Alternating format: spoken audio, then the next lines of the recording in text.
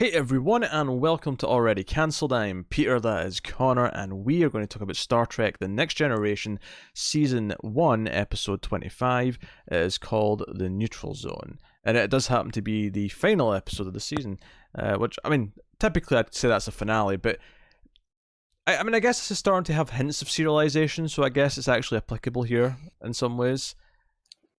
Barely. You say that, but I feel like this one particularly does actually make a point of setting something up because it's a finale. Like, it feels like it's saying, hey, this is what we'll be getting to at some point next year. I get that. I'd actually say last episode felt more like a finale, though. No, that's fair, But this one, not only did it set something up for next year that feels kind of big in a sort of Star Trek mythology kind of way, even the way it ends, it doesn't end that differently from any other ending of episode, but it was just the way they chose to shot it, and the dialogue specifically, and the fact that the main theme comes in, because Geordi's like, oh, where to now, SARS, like, and Picard's like, nah, we can't be with these time stowaways, like, that would send us in the wrong direction. We have to go forward. There's still so much left to do. We're just getting started. Engage. The dialogue was very like clearly this is the final episode of the season, and they're making a statement with his little speech here. I agree. Yeah, it's not that different from a normal like end of episode Picard thing, but it's just a little bit tweaked. A touch more on the nose. Yeah, it's just a touch more kind of, and then you add in the underneath it, and it's like, okay, you're doing your thing. Yeah, that's fine. So there's two plots to this episode, really, and the main one, the more exciting one, which is setting up stuff for the future, which again is just showing that they're willing to do a little bit of serialization now. They're willing to set some things up that they'll get to later. Yeah, they surprised us in the last couple of episodes by following up on a few things here or there. Yeah, and this seems big enough that I don't even just expect one episode. I feel like this has changed a bit of a status quo, so that there's probably going to be a couple of stories that come from this. It's funny though, like if this had happened, a couple of episodes ago, I'd have gone, yeah, okay, whatever. But now they've actually shown they're willing to follow up on things. Yes, it's a bit more exciting, isn't it? Yeah. So, some outposts have been destroyed that are right next to the neutral zone. So Picard comes up at the start and he's like, "Yep, we need to go." And Geordi's like, or Data's like, "But sir, that's like basically the neutral zone." And he's like, "I'm well aware. Engage." I was like, "Okay, serious business." And it turns out there's been multiple outposts destroyed, not just the one. There's at least 3 of them. I think they said there's like 12 in the the whole of the border of the neutral zone. It's like we're probably going to assume then that they're all destroyed. And a lot of the episode in terms of this plot is basically just theorizing, because it turns out that they've not seen Romulans in, I think it said like 70 years, something like that. Yeah, which tracks to about when we saw him in the original series. Yeah, because he says I think the Tenid or Tenod incident, which I don't remember that being a thing in the original series, but no, we saw Romulans once or twice. Yeah, we saw a couple of times. We had that great submarine episode. But they were here or there. Yeah, we had that great submarine episode in season 1 with the Romulans. That was good. Yeah. So it's interesting that the Romulans have. I mean, even if it's not like a reference in an episode of the original series, I think it's actually really cool that they have been missing for the duration of the gap. Like, it's like, okay, all right. So Romulans have been kind of a mystery to everyone. There's not much we've missed since we last saw them. Maybe a couple of little incidents here or there. So there's a lot of theorizing, and I kind of like some of the points they bring up here, where it's like, well, maybe what they want to do right now is to test us. Like, maybe they want to lure us into a fight because they want to see what a modern Federation starship can do. But the advantage that we have is that they also, we don't know what they've achieved in the last 70 years in terms of advancement, but they don't know what we've achieved either. So, we've got this kind of bubbling up, and again, it's not quite a submarine battle again, but just the speculation of what the enemy has is kind of. It has a lot of that tension, whereas the submarine stuff is usually where are they? But it plays very similarly in the tone. Like I say, it's what can they do. So Troy's trying to assess. They're arrogant about how great they think they are. Klingons got a problem with them. Worf's parents. Worf's got a problem with them. Worf's parents got killed on Kaminar, I believe the planet was. And that's interesting. It's a bit of backstory for Worf that we didn't really know about, and give some. I'm not sure that's the planet because I'm pretty sure that Kaminar is one from Discovery. No, there was no. I'm positive. I may be mispronouncing it slightly, but it was definitely that. Sure, I could have sworn that was Saru's planet. I'd have put money on that. I don't think that's Saru's planet. Are you sure? I'm positive. I'm going to check the quote section here in IMDb and see if I can get the actual line of dialogue. Hold on. This is happening. This is gonna. Saru is from Kaminar. It was very similar to that. Hold on. It might well be, but I mean, maybe that's why you're saying Kaminar, because you got used to saying that in Discovery. It was. The pronunciation was closer to it was. It's Khitomer.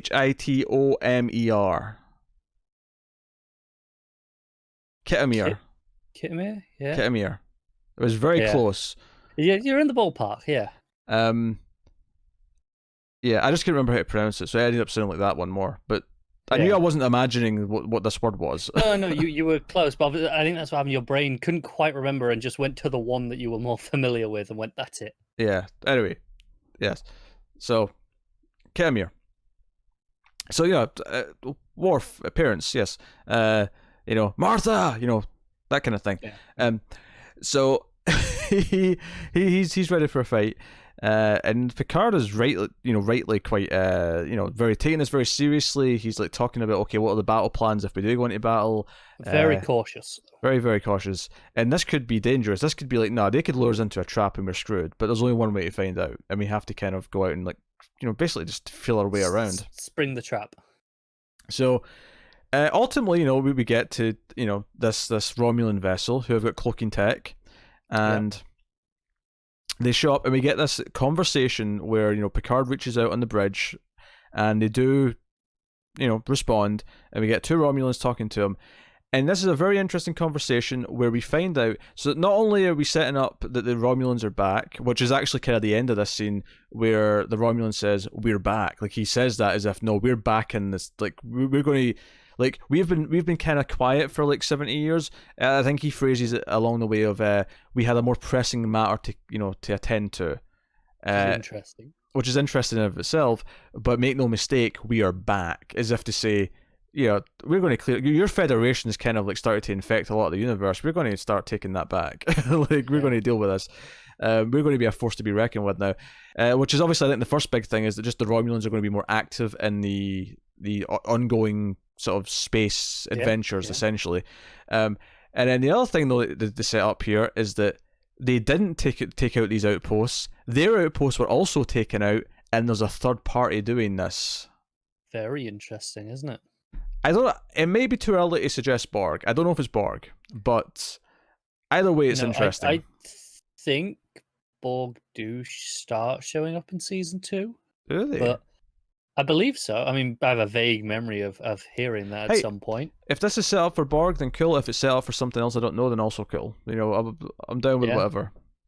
But yeah, definitely. I was very intrigued by this conversation. It almost doesn't matter what it is. It's just the concept of them setting it up that's interesting. Yeah, absolutely. And I like this because it clearly sort of defined how they are, because obviously they look a lot like Vulcans, but their personality is very different. And I like that, in this show we've been introduced to the Ferengi, who also, they made it very clear in their episode, their introduction, how they are and how they talk and what their mentality is. And I think with this, even though we'd seen Romulans in the original series, I think this just was a really nice refresher of, okay, there's these arrogant beings. This is how they're going to talk to them. There was nothing new here. It was just a reintroduction of that. Yeah. So no, it was a neat reintroduction of the Romulans, and I think because so much of the episode was just a build up to like, is it really Romulans, and what are they like now? It's like, okay, it really built this mystique around them, and they do seem to have a more advanced ship than they did, 70 years ago, as they should. Stands to reason, really, doesn't it? Usually 70 years is enough time for some advancement in technology. Yeah, and they said they've had other matters. Was it some kind of war they've been dealing with? If so, that probably jumps them forward quite a bit, because technology tends to jump forward in wartime. Yeah, but if they were warring with the Borg, then it wasn't the Borg. I'm just for argument's sake. Then it wasn't the Borg who did the outpost, because I don't think if they were fighting someone, I don't think it's whoever they were fighting that took out the outpost, because then because they didn't seem to know what was going on here. Yeah, because as the other guy says, they're hoping that Picard and the Federation know. Yeah, it's well known, obviously. So they're on this, this side here is the neutral zone, and then we've got the Federation. The other side of their territory, they could have been fighting something over there, and that would have nothing to do with us. Just it would keep them occupied. Yeah, and maybe that's something we'll find out about. Maybe that's something we'll explore. Yeah, that's a really cool idea. Or this is wild speculation, and it's total bollocks. Oh, if they were fighting something, sure. That's the one thing that's pure speculation. The rest of it, though, there's definitely a third party taking out these outposts. Oh, absolutely, yeah. Right? Yeah. And there's definitely an implication of they've had matters to attend to, which may not be followed up on. They may just leave that be like a mysterious thing. But yeah, I would say, maybe they were fighting someone. It could have been just their own politics. They could have been a civil war. Yeah. Yeah, Romulan civil war. Yeah. So. Yeah, so that stuff was really interesting, and I quite enjoyed the Romulan stuff in the episode. The other plot, though, is at the start, and we were making fun of this last time because it sounded like Space Seed, where Data actually finds this like old ship that's just kind of drifting through space. And it turns out that it's got refrigerated people on it. But unlike Space Seed, where it was these like enhanced people or it was experimentation, this was just the fad of being frozen and in the hopes that they'd wake you up 100 years in the future when they have a cure for whatever was killing you. Do you know what really bothered me about this? Yes. Because that's fine, cryogenics, whatever. I can accept that. Mm-hmm. Why were they freezing them after they died? And then, now you're not only curing them, you're bringing them back to life. The wording here was a bit murky. I don't. They repeatedly said they were already dead. It was after they died. That's why I'm saying though the wording's murky. I don't think they should have put that in the script. I think that's actually just kind of a mistake. Maybe, yeah. Like, because I don't think I don't think Crusher means that. Like, as much as she's saying that, I think she's saying they were as good as dead. Essentially, is what I'm getting from it. See, I would agree, but there are like when Picard's telling Data, hey, what do you know? They were already dead. Like he is very explicit saying they were already dead and now they're not. Yeah. I don't know what to tell you. I know. There's no good answer. That's my problem. It felt like a stretch too far. I don't think they're actually bringing them back to life, though. That is the one thing I'm adamantly saying to this. I don't think they're literally bringing them back to life in the sense that they were physically dead. I think it's the idea that they're essentially dead. And Picard maybe thinks they just can't be brought back. Maybe whatever. Maybe. Either way, this is some poor scripting. Yeah, I think the wording here is just wrong. Is honestly what I think. That's the simplest explanation. Yeah. I feel like they made it murky with a couple of lines, and because it is just a couple. If it was once, I'd let it slide. It was like 2 or 3 maybe. Yeah, it's just a couple of lines of dialogue that just make it sound weird. But I almost never actually just listened to the dialogue in those instances. I just assumed that's not accurate because they're being woken up. They're not dead. Everything I know tells me that, but they are telling me that this other thing. I just I thought I should listen to what they're saying. Picard's not a doctor; he doesn't know. And Crusher's just wording it poorly. So okay, that's what I'm going with. But anyway, I didn't realize we were going to spend so much time in that part of it because the main thing is that they do wake up. We have 3 characters. 2 of whom the men did pay for this thing. The woman is actually confused, and she was, as far as she was concerned, she was dying, she was dead. But her husband paid for this, presumably thinking it would happen in his lifetime, and not hundreds of years after he died. So they're up, and it serves as this distraction to like Picard keeps getting annoyed because they're there's a great scene where the rich pompous asshole is on the comms. He's figured out how to press the button, so he's like calling up to the bridge like, Captain Picard, is the captain there? Is the captain there? I wish to talk about this. I want more service. And I feel like at any point, like Picard should have been a bit more harsh with him and just been like, you're on a military ship. We're about to engage in possible combat. Shut the F up. Sit down. Yeah. He keeps going, like, likening it to a cruise ship. Yeah. And it's like, that's not what this is. So someone just slap some sense into him, please. But there's a lot of stuff when they're waking up and they're realizing that they're so far in the future. There's the rich guy, and then there's the southern guy who... Very relaxed about the whole thing. That's just a southern joke more than anything. Southern people are relaxed. Honestly, he was grating me a little bit. Both the guys were, to be honest. Well, I mean, yeah, the rich guy kind of is, but at least with him, I understand from a plot perspective, he's supposed to be kind of a male antagonist because he's being this way. I understand the purpose. The southern guy, they were going for these jokes with Data, where he'd ask Data something in a really southern way and he wouldn't understand. Hell, I didn't understand half the shit he said, to be honest. At one point, he says this extended phrase to Data, and I'm like, yeah, Data, I'm with you, Data. I have no idea what he just said. But I mean, I understand the point of this plot. I think they spend too much time on it, and there's definitely some jokes in it. But the point of this plot is that they have this gap, and they don't understand what people have evolved to, just like we don't understand what the Romulans have evolved to in these 70 years. It's kind of it's meant to be this dichotomy, this kind of thematic link between these jumps in time and how much we leap forward. And where we are better and how we're trying to be better against the Romulans and not start a war if at all possible. Whereas we see the rich guy who's immediately confrontational. He wants to fight. He wants to get to his lawyer, and Picard has to give him this speech about, this is about like money and things. Yeah, we don't care about that anymore. Like that's not a concern. Like we don't care about wealth at all. Yeah. It's like, grow up. Yeah, so he has this kind of harsh realization, and I think it's supposed to be there in a way to show like we've come so far, but there's always more to go, and about upholding that, and again, like I say, the time differences between what's happened with the Romulans in that time, and these characters are like, what's happened with human beings in that time. I think that's kind of the connection between the plots. In theory, yeah. In theory, it's just not that compelling, is it? It's not. It bizarrely feels like the comedy subplot, but it actually gets more time than the main plot. Yeah. Which is bizarre. Obviously, but it doesn't say that they're not still human beings. They're not useful because the rich guy does actually point out something kind of valid because he sneaks out of the bridge. And yeah, he's the one that points out that the Romulans don't know what happened to their bases either. They just they're too proud to ask. Yeah, so it's not so much that he can't adapt to modern civilization, or that he is not valuable, or he's not, he's not worthless as a person. He's just he's not learned to focus on the right things yet, but he's actually smart enough to deduct this. So it's basically showing that these people just aren't worthless because they're from the past. It's like because we'd have an advantage if we went 300 years in the past and met people from that time period.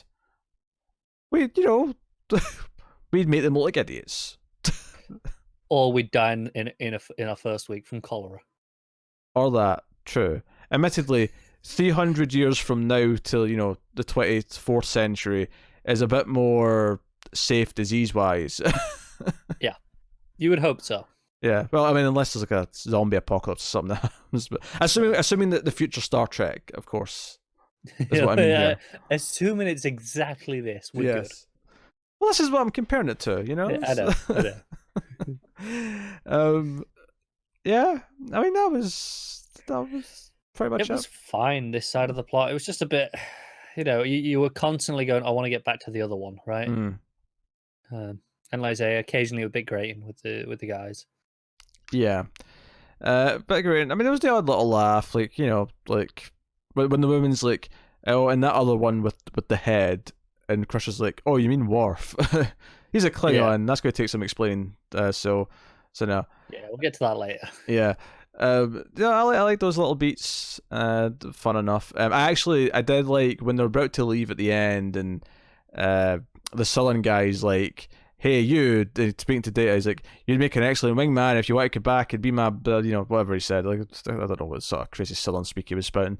And Data just sort of, oh, that is a fascinating offer. And like Picard looks at him because as if Data's, he's not really considering it, but Picard kind of looks at him. And behind him, I was just laughing because Riker's just got this big shit-eating grin in his face. Yeah. So that was funny. So correct me if I'm wrong, but we only had one proper Riker maneuver all season. We had one. As far as I caught, yeah. Yeah, just the one. Little underwhelming. Yeah, a lot of Picard maneuver. There was a lot of him pulling his thing down. In fact, he did it at the end. I noticed. Yeah. But Riker maneuver we only get one, which makes it special. It's not an every episode thing. It's a treat. No. Yeah. It's a treat when the next one. When he steps over a chair. Maybe when when he has the facial hair, it's a proper Riker maneuver then. We're getting Riker beard next season. That's the next episode, but it's not the next episode of this show. Next episode of this show is us doing our top 5 episodes and top 3 worst this season. So you can look forward to that next. But when we hit season 2, Riker beard. Yeah. So obviously, usually at the end of these, we look ahead at the next episode. Are we doing that now, or are we doing it on the top 5? That's a good question. Arguably, it makes more sense in the next one, but at the same time, I feel like from a format perspective, it should be on this one. All right, we'll do it on this one then. Because the other one's like a bonus side thing before we get to the next season. Yeah, people might skip that one. Yeah. So, worth mentioning though, we will be off for a couple of weeks before season 2 begins. We'll be taking a couple of weeks off, and then season 2 will be back. Blame Netflix and Amazon for that. But it does time it nicely. It's nice to, if we're going to have a gap, it's nice to have it between seasons. So, yeah, so probably start of July, I think, is roughly when we're expecting to be back on the Trek train. And Connor's checking the schedule to make sure I'm not lying. Yeah, it's maybe looking more mid-July. Okay, mid-July, alright. So season 2, episode 1 is called The Child. Now, I'm going to warn you right now, the rating for this one is not hot. Oh boy. It's not hot. It's not a hot rating. If this is about Wesley Bloody Crusher. I don't think it is, actually. There was no Wesley in this episode, by the way. Noted. I know. Small mercies, right? Deanna is impregnated. Wait, what? Oh, boy. I mean, Deanna, so you started with my least favourite character. But I didn't even finish the word. And then you got to that, and I don't even... Yeah. Deanna is impregnated by an unknown alien life form, and Dr. Catherine Pulaski, which, by the way, we've got a different doctor for next season. Crusher, I believe, comes back in season 3, but they wanted a different doctor for a season for some reason. I'm sure someone in the comments will tell us why. But yeah, we have this older, meaner doctor for like a season. But Pulaski joins the Enterprise as the ship's new chief medical officer. Tiana's impregnated by an unknown alien life. This is going to be terrible. I could sense it. This might be glorious terrible.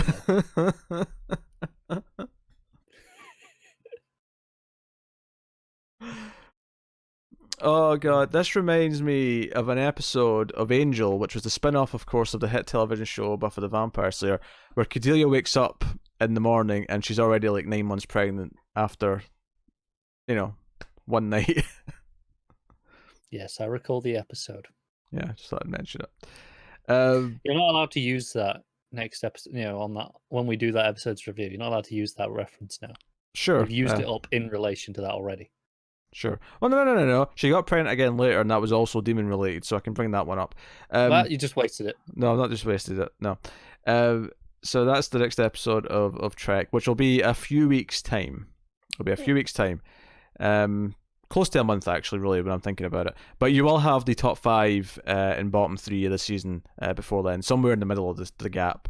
We'll get that up, and you can enjoy that. So, yes, that has been the finale. That has been season 1 of Star Trek The Next Generation. Feels like a milestone has been reached. We are 1 down, 6 to go. Yeah. That said, it will get murky towards the end because we will be alternating with Deep Space Nine when that starts. Yeah, and of course we're going to have the Picard show while we're... That's true. Maybe we'll get through season 2 before that. I think probably I think we'll be through season 2, at least mostly anyway. It depends when it drops. We don't actually know exactly yet, but we're thinking we'll be through season 2.